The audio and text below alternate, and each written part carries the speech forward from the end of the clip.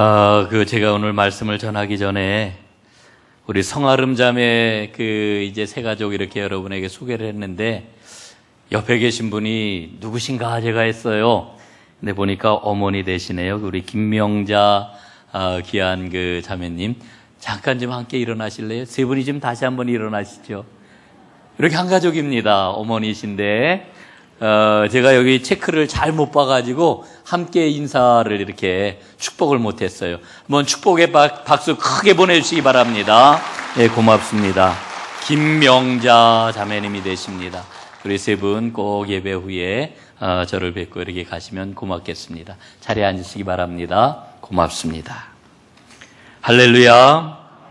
자, 우리 하나님께서 예배하신 대로 오늘 여러분 모두에게 은혜를 부어주시기를 소원합니다. 클라우스 이슬러라고 하는 사람이 주님과 거닐다라고 하는 책을 썼습니다. 거기에 보면은 우리 믿음의 현 주소가 어떠하냐 이걸 돌아보게 하는 이야기들이 여러 개 등장합니다. 그 중에서 두 개의 이야기를 제가 좀 골라 여러분들과 나누려고 합니다. 존 파인버그라고 하는 철학자가 있는데 예정과 자유의지에 대한 그런 책으로 유명합니다. 그런데 그의 아내가 헌팅턴 병이라고 하는 병에 걸렸습니다. 이 헌팅턴 병이라고 하는 것은 뇌의 일부가 일찍 퇴화를 합니다. 여러분 뇌 기능이 퇴화하니까 어떻겠어요? 점점 신체가 무기력해지고 나중에는 죽음에 이르게 되는 아주 무서운 질병이라고 합니다. 그런데 이 병에 자기 아내가 걸린 것을 알게 된 이 존 파인버그가 얼마나 낙심이 되었는지, 얼마나 절망이 되었는지 모릅니다. 그리고 이 절망한 마음이 화로 변했습니다. 자기 자신에게 화가 나고 하나님께 얼마나 화가 났는지 분노하면서 이렇게 부르짖습니다. 왜 내게 이런 일이 일어나는 겁니까? 하나님 도대체 나에게 이러실 수가 있는 겁니까?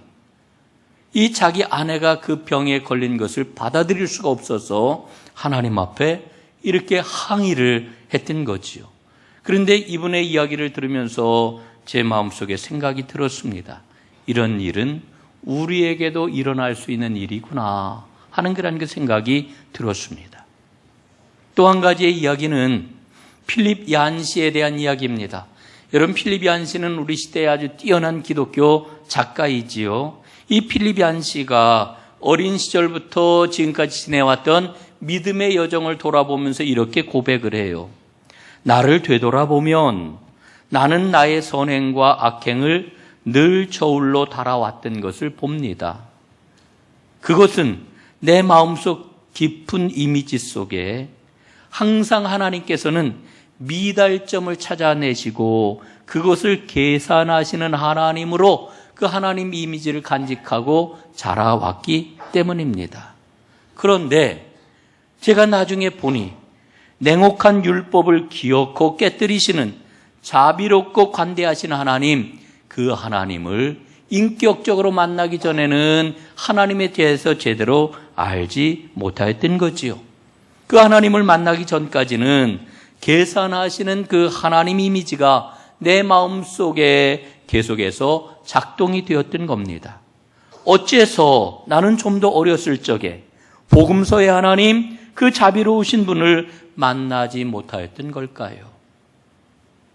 여러분, 의외로 많은 사람들이 하나님에 대한 잘못된 인식을 가지고 신앙생활을 하는 것을 봅니다. 하나님에 대한 이 잘못된 인식은 우리 영적인 삶을 얼마나 훼손을 하게 하고 손해보게 만드는지 모릅니다.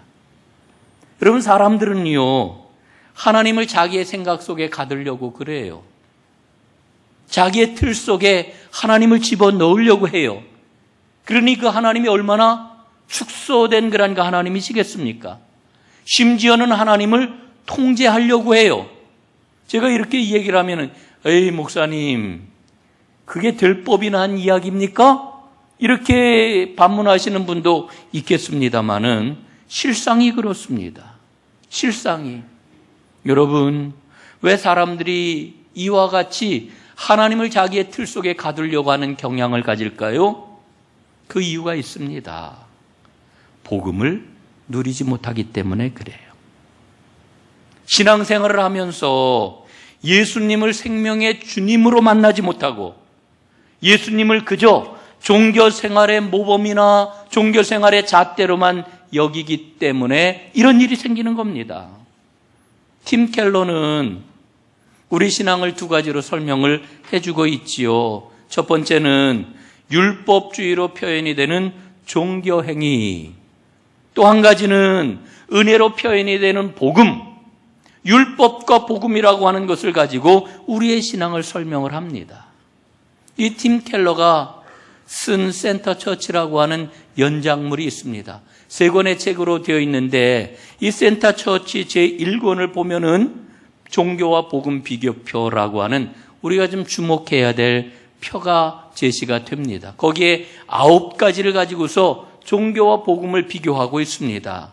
그 중에서 3가지 간단한 것만 여러분에게 한번 말씀을 드려볼게요. 한번 잘 생각해 보십시오. 율법 종교의 관점에서는 이렇게 이야기를 합니다. 나는 순종한다. 왜냐하면 나는 순종한다. 그러므로 나는 용납받는다. 이렇게 이야기를 해요. 그런데 복음에서는 어떻게 이야기를 합니까? 나는 용납받았다. 그러므로 순종한다. 이렇게 이야기를 합니다. 또 한번 보세요. 순종하는 동기는 두려움과 불안이다. 불안과 두려움 때문에 순종한다는 거예요. 이게 율법 종교입니다.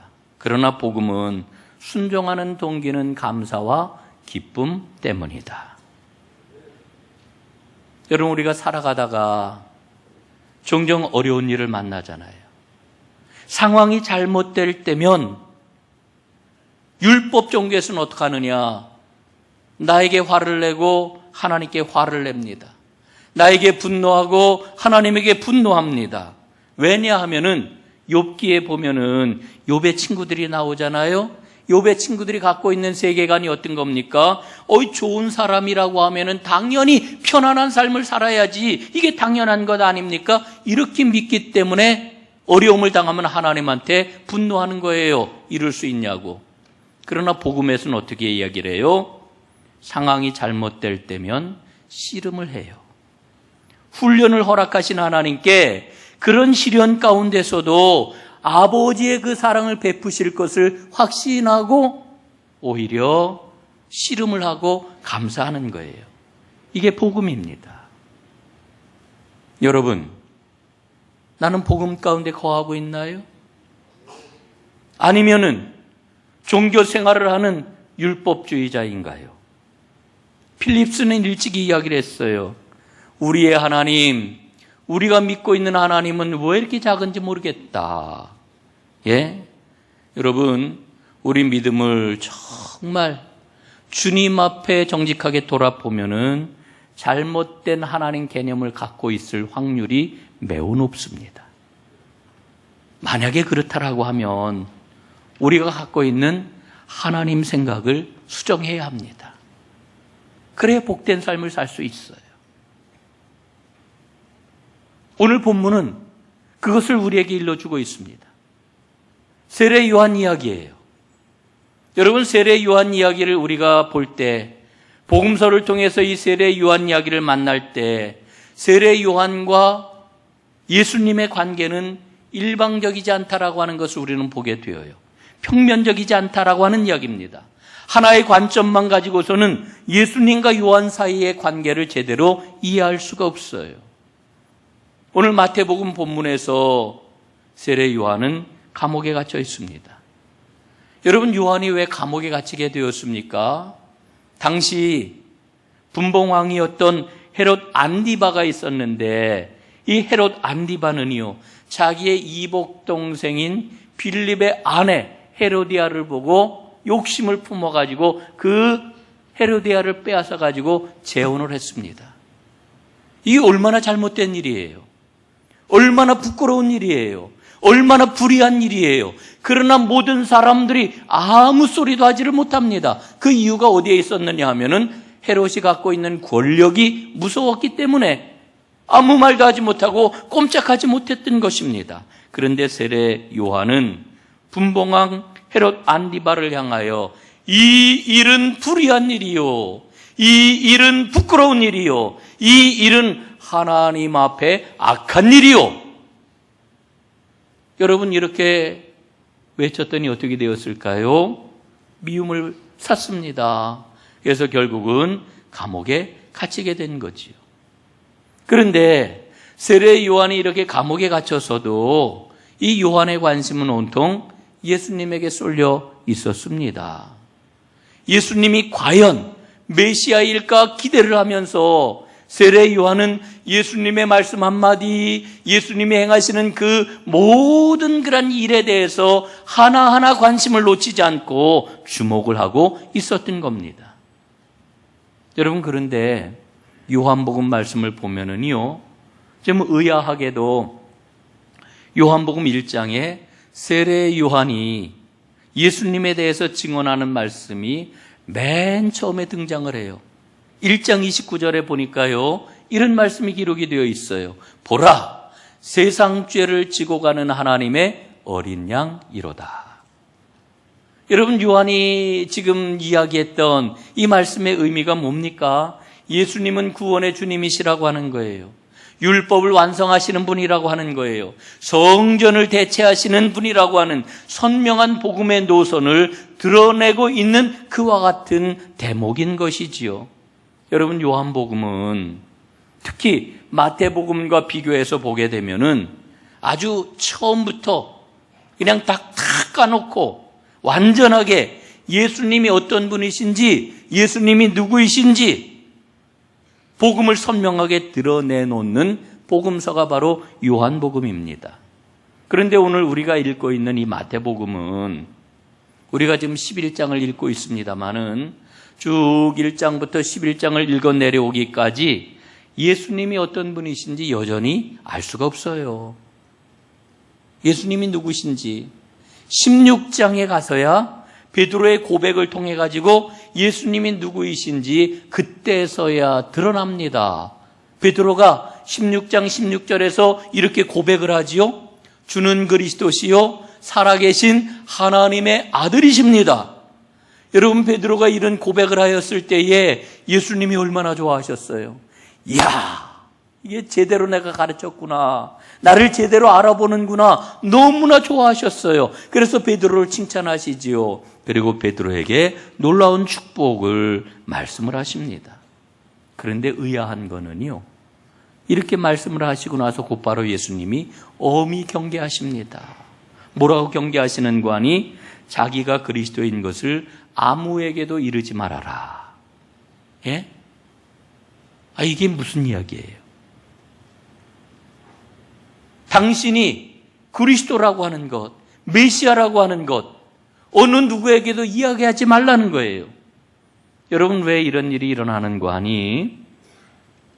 마태복음과 요한복음, 예수님에 대한 강조점이 다르기 때문에 그래요. 그리고 복음을 풀어가는 그 방법이 다르기 때문에 그래요. 여러분, 오늘 마태복음 본문에 따르게 되면은 지금 감옥 안에 있는 세례 요한이 예수님에 대해서 확신을 갖고 있지 못하다라고 하는 것을 보여주고 있잖아요. 3절을 한번 보십시오. 메시지 성경을 보니까요, 이렇게 번역을 했어요. 우리가 기다려온 분이 선생님이십니까? 아니면 아직도 기다려야 합니까? 여러분, 이 말은 이런 얘기 아니겠어요? 나는 예수님이 메시아인 줄로 알고 기다려왔는데 아직도 잘 모르겠습니다. 세례 요한의 그런 그 실망감이 여기에 담겨 있단 말입니다. 큰 기대를 가지고 예수님을 기다려왔는데 확신이 서지 않는다. 지금 이렇게 이야기를 하고 있는 겁니다. 예수님에 대해서 실망했다라고 하는 이야기가 이 말씀 속에 담겨 있는 거지요. 여러분, 세례 요한이 왜 실망하고 있는 겁니까? 그 이유가 어디에 있는 겁니까? 이유가 있어요. 메시아에 대한 신앙이 달랐기 때문에 그렇습니다. 세례 요한이 기다리던 메시아는 심판자였습니다. 심판자. 여러분, 세례 요한이 등장하는 마태복음 3장 말씀을 보니까요, 이렇게 기록이 되어 있어요. 손에 키를 들고 자기의 타작마당을 정하게 하사 알곡은 모아 곳간에 들이고 쭉정이는 꺼지지 않는 불에 태우시리로다. 여러분, 누가 그렇다는 거예요? 메시아가 오시면 그분이 손에 키를 들고 자기 타작마당을 정하게 해가지고 알곡은 모아서 곳간에, 쭉정이는 영영 타는 불에 던지실 것이다. 예. 여러분, 심판의 메시아를 이 세례 요한이 기대하고 기다리고 있었다라고 하는 것을 우리가 볼 수가 있는 거지요.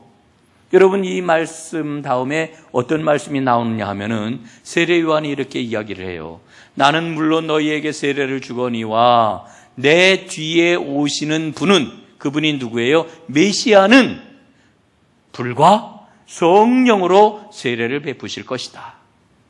여러분, 그런데 세례 요한이 이야기하고 있는 그 불과 성령이라고 하는 게 뭡니까? 그거는 바로 종말 심판이에요. 그러니까 세례 요한이 말하고 있는 그 메시아는 심판하시는 분, 결산하시는 분, 종말을 가져오시는 분이라고 하는 거지요. 그런데 그런 메시아를 기대하고 예수님을 주목해서 바라봤더니 예수님의 모습이 그렇지가 않은 거예요. 여러분, 누군가에게 기대감을 가져보셨습니까? 남편에게 기대감을 갖고, 아내에게 기대감을 갖고, 자녀들에게 기대감을 갖고, 친구에게 기대감을 갖고, 부하에게 기대감을 갖고, 또 새로 만난 어떤 사람을 보고 이 사람은 참 좋은 사람이네, 뭐 이런 그 기대감을 갖고. 그런데 여러분, 우리가 그 기대감을 가지고 사람들을 만나는데 그 기대감이 충족되지 않으면 어떻습니까? 실망하잖아요. 낙심하잖아요. 그리고 원망하는 마음이 들잖아요. 여러분, 오늘 세례 요한의 마음이 바로 이와 같은 마음인 것입니다. 현실을 보니까요, 세례 요한이 기대한, 세례 요한이 기다렸던 메시아는 세상을 심판하고 불의를 바로잡고 부패한 사람들을 이제 징계하고, 그래서 하나님의 다스리심을 분명하게 드러내는 이와 같은 분을 기대했는데 전혀 그런 모습이 예수님에게서 나타나질 않는 겁니다. 압제자들의 권력은 변함이 없습니다. 부패한 그 부자들의 모습은 여전합니다. 자신은 감옥에 갇혀가지고 지금 억울하게 옥살이를 하고 있습니다. 그러니까 예수님을 바라보면서 이분이 내가 기다렸던 그 메시아가 맞는가 의심이 생겨날 수밖에 없는 거지요. 예? 여러분, 오늘 6절 말씀 보니까 예수님이 이렇게 말씀을 하셔요. 누구든지 나로 말미암아 실족하지 아니하는 자는 복이 있도다. 여러분, 이 말씀은 무슨 이야기예요? 실족하는 사람이 있다는 거예요. 예수님 때문에 실망하는 사람이 있다는 거예요.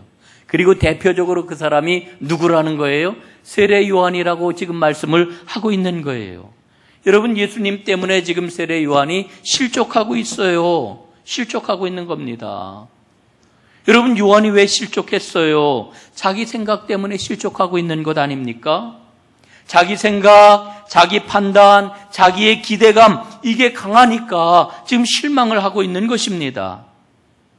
세례 요한은 철저하게 예수님을 심판자로, 불을 가져오시는 분으로 생각을 했던 겁니다. 그러나 예수님은 구원자로 이 땅에 오셨어요. 세례 요한이 기대했던 심판자를 뛰어넘는 구원자로 이 땅에 오셨어요. 5절 말씀을 한번 보세요. 오늘 예수님께서는 자신이 누구인지를 묻는 세례 요한의 제자들에게 당신이 행하고 있는 사역을 자세하게 말씀을 해주고 있지요. 맹인이 보며, 못 걷는 사람이 걸으며, 나병 환자가 깨끗함을 받으며, 못 듣는 자가 들으며, 죽은 자가 살아나며, 가난한 자에게 복음이 전파된다 하라. 이렇게 말씀해 주고 있어요. 여러분, 오늘 예수님이 말씀하고 있는 이 내용은 이사야서 61장에 나와 있는 하나님 은혜의 해를 선포하는 그 말씀이에요. 좀 더 구체적으로 말씀을 드리면은 누가복음 4장에 보면은 예수님께서 공생애를 처음 시작하시면서 자기의 고향 회당에서 이제 그 예배를 드리면서 두루마리를 펼치시고 읽었던 그 말씀을 다시 한번 분명하게 요약해서 주신 그런 말씀이에요. 동일한 말씀이에요. 앞을 보지 못하는 사람이 보게 되고, 걷지 못하는 사람이 걷게 되고, 나병 환자가 깨끗하게 치유함을 받고, 듣지 못하는 사람이 듣게 되고, 죽은 자가 살아나고, 가난한 자에게 기쁨이 전파된다. 오늘 예수님 말씀하고 있는 거예요. 여러분, 이 예수님의 사역을 보면서 세례 요한은요, 기뻐했던 게 아니라 오히려 자기의 메시아 기대가 산산조각이 나는 아픔이 그에게 있었던 것입니다. 여러분, 세례 요한이 얼마만큼 강경한 사람이었느냐, 여러분 잘 아시잖아요. 누가복음에서는요, 세례를 받기 위해서 요단강에 세례 요한에게 나오는 사람들에게 요한이 뭐라고 이야기를 해요? 이렇게 이야기를 합니다. 독사의 자식들아, 누가 너희에게 일러 장차 올 진노를 피하라 하더냐? 세례를 받으러 오는 사람들에게 독사의 새끼들이래. 독사의 새끼들, 이 독사의 새끼들아. 예? 이게 얼마나 엄청난 그런 그 이야기입니까? 이 세례 요한의 그런 그 메시지, 세례 요한의 모든 사역, 그 바탕에는 뭐가 깔려 있느냐 하면은 진노가 깔려 있어요. 하나님의 진노, 하나님의 심판. 예? 그러니까 근본적인 힘이 진노와 심판에 있었다라고 하는 것을 우리가 알 수 있는 거예요. 그걸 전제하고 있는 거예요. 그래서 그 신념이 얼마나 강하였든지 심판주를 기다리는 그 믿음으로 나 감옥에 갇히는 것 두렵지 않다. 감옥에 갇히는 것 정도가 아니라 내 목숨이 빼앗긴다 해도 전혀 개의치 않는다라고 하는 그런 그 신념이 여러분 이 세례 요한에게는 엄청나게 강했던 겁니다. 여러분, 그런데 문제가 어디 있습니까? 예수님께서 행하시는 사역의 중심은, 예수님께서 행하셨던 그 모든 일의 중심은 심판과 결산이 아니었다라고 하는 거지요. 예수님은 내가 누구냐, 내가 무엇을 하러 왔느냐, 또 오늘 그 세례 요한의 제자들에게 가서 내가 무엇을 행하고 있는지를 똑똑히 너의 스승인 요한에게 알려라 하면서 주신 말씀이 뭡니까? 은혜의 해를 선포하시는 거예요. 은혜의 해, 하나님의 은혜, 하나님의 자비, 그것을 지금 가서 세례 요한에게 전하라고 말씀을 하고 있는 거지요. 여러분, 그러니까 예수님의 핵심 메시지가 뭡니까? 자비가 심판을 이긴다라고 하는 거예요. 자비가 심판을 이긴다. 한번 따라해 보실까요? 자비가 심판을 이깁니다. 심판을 이깁니다. 여러분, 이게 주님께서 우리에게 주시는 은혜의 핵심 내용이에요. 그런데 자비가 심판을 이긴다라고 하는 이 메시지를 보내주시면서 요한에게 개인적으로 주시는 예수님의 메시지가 있다고 저는 생각을 해요.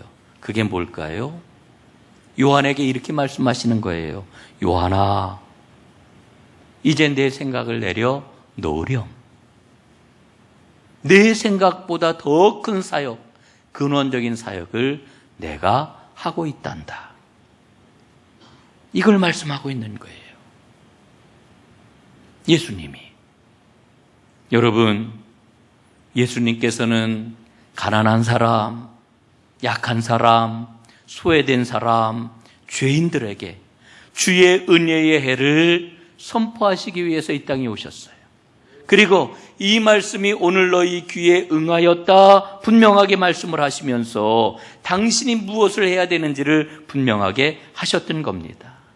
사랑하는 여러분, 오늘 예수님께서 주고 계시는 특별히 5절 말씀을 깊이 살펴보시고 이 말씀을 복음의 중심으로 받아들이는 은혜가 여러분 모두에게 있기를 간절히 바랍니다. 저는 오늘 세례 요한의 이야기를 읽으면서 구약 성경에 나오는 나아만 장군 이야기가 떠올랐어요. 나아만 장군은 당대 최고의 권력을 가졌던 사람입니다. 자기 마음 먹은 것, 자기가 계획한 것, 무엇이든지 할 수 있는 사람이었습니다. 그런데 이 나아만이 나병에 걸렸습니다. 도무지 고칠 수가 없는 절망적인 병에 걸린 겁니다. 그런데 그가 이스라엘의 선지자 엘리사 이야기를 듣습니다. 엘리사에게 가기만 하면은 나을 수가 있다는 이야기를 들었던 겁니다. 그래서 그는 엘리사를 찾아가게 되지요. 엘리사를 만났습니다. 엘리사를 만났을 때에 나아만 장군에게 뭐라고 이야기를 해요? 요단강에 가서 7번 씻으십시오. 딱 이 한마디였습니다. 이 이야기를 듣는데 나아만 장군이 화가 나는 겁니다. 아니, 나를 이렇게 대접하다니, 나를 무시하다니, 내가 완전히 무시당했구나. 솟구치는 분노를 어찌할 바 모르고 그의 부하들에게 역정을 냅니다. 화를 냅니다. 그리고는 돌아가겠다고 발길을 돌이킵니다. 그런데 그의 부하 가운데 한 사람이 간곡하게 이야기를 합니다. 장군님, 얼마나 쉬운 일입니까?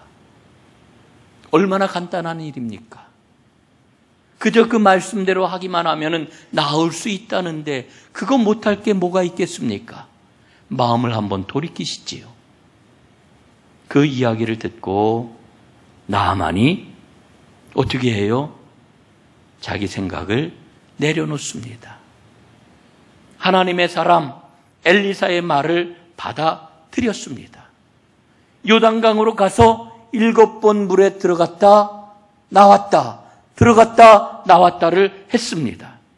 그 말대로 실행을 했더니 나병이 깨끗이 나았습니다. 여러분, 이게 복음이에요. 이게 복음입니다. 복음은 내 생각을 내려놓는 거예요. 내 틀을 내려놓는 거예요. 내 계획을 내려놓는 거예요. 그리고 은혜만을 구하는 거예요. 이게 복음입니다. 복음을 사는 하나님의 놀라운 그 생생한 은혜가 여러분 모두에게 임하시기를 주님의 이름으로 축복합니다. 이제 오늘 세례 요한의 이야기를 읽어보면은 복음의 길을 우리에게 보여주시는 것을 알 수 있습니다. 그리고 오히려 세례 요한 같은 사람이 은혜의 길에서 벗어날 수 있다 하는 것을 우리에게 일러줍니다. 우리는 지금 대림절을 보내고 있지요. 오시는 주님을 기다리고 있습니다. 오시는 주님을 맞이할 수 있는 사람이 누구이겠습니까? 내 생각을 내려놓고 내 판단을 내려놓고 내 기대를 내려놓고 은혜를 구하는 사람, 이 사람이 바로 오시는 주님을 맞이할 수 있는 거지요. 이제 오늘 본문에서 일러주고 있는 마지막 이야기를 여러분과 나누고 말씀을 마무리하겠습니다. 그 마지막 이야기는 기쁜 소식입니다. 예수님은 결코 포기하지 않으신다는 거지요. 끝까지 사랑하시는 분이시다. 이걸 우리에게 일러주고 있는 겁니다. 여러분 한번 본문을 보세요. 세례 요한은 예수님을 향하여 실망감을 표시했습니다. 그리고 원망 섞인 이야기를 합니다. 그러나 예수님은 요한을 향한 사랑을 거두어 드리지를 않으십니다. 그 사랑이 변하지를 않아요. 오히려 세례 요한을 극구 칭찬을 하시지요. 11절에 보니까 뭐라고 그래요? 여자가 낳은 자 중에 세례 요한보다 큰 이가 일어남이 없도다. 예수님은 세례 요한을 너무나 잘 알고 계셨어요. 그런데 예수님은 세례 요한의 부족한 부분을 보신 게 아니에요. 세례 요한이 해낼 수 있는 일에 집중을 하셨어요. 그리고 그에 대한 사랑을 저버리지 아니하시고 그를 사랑하시며 그를 감싸시며 그를 칭찬하셨어요. 오늘 예수님께서 나를 향해 어떤 모습을 보이실까요? 우리에게도 동일하십니다. 우리는요, 때때로 우리의 기대하고는 다른 주님의 인도하심 앞에 얼마나 마음을 불편해하는지 모릅니다. 실망하기도 하고요, 절망하기도 합니다. 그러나 주님은 여전히 그런 우리를 사랑하시고 우리에 대한 기대를 접지 아니하십니다.